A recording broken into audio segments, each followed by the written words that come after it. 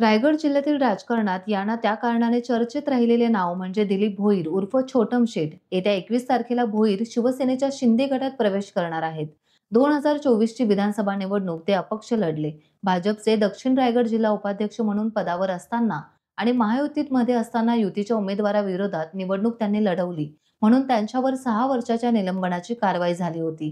त्यानंतर देखील त्यांनी पक्षश्रेष्ठींशी चर्चा केली होती.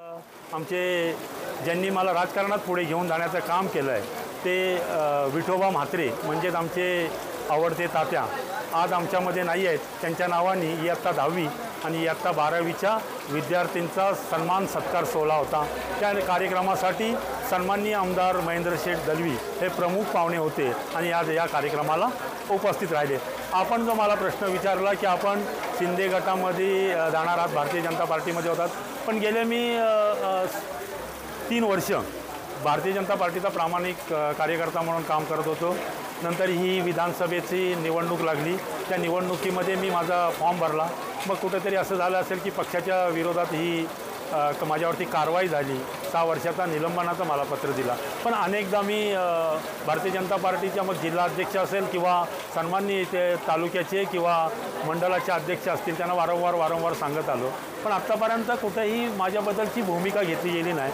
कारण ह्या विधानसभेमध्ये 33,500 लोकांनी मला मतदान केलं. हा माझ्यावरती असलेला विश्वासाचा लोकांचा जो खऱ्या अर्थाने विश्वास होता, त्या विश्वासाला मी सार्थक जाऊन 33,500 मतदान मला झालं. पण साहेब, तुम्ही विचारला मला प्रश्न की भारतीय जनता पार्टी सोडून शिंदे गटात चालात, तर नाही.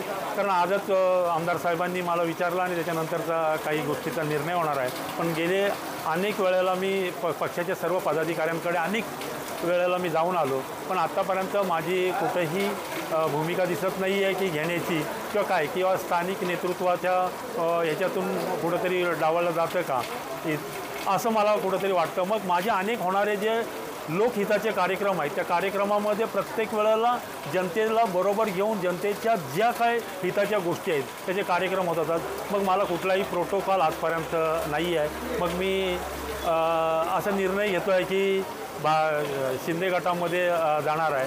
कारण माझ्यावर झालेली 6 वर्षाचा निलंबनाचा मला हे दिलेले कारवाई केलेली आहे. मग माझा निर्णय घेऊन मी शिंदे गटात येत्या 10 तारखेला जाणार आहे, असं माझा निर्णय झाला. टाइम्स डिजिटलला लाईक करा, सबस्क्राईब करा, शेअर करा आणि बेल आयकॉन दाबायला विसरू नका. पाहत रहा टाइम्स डिजिटल.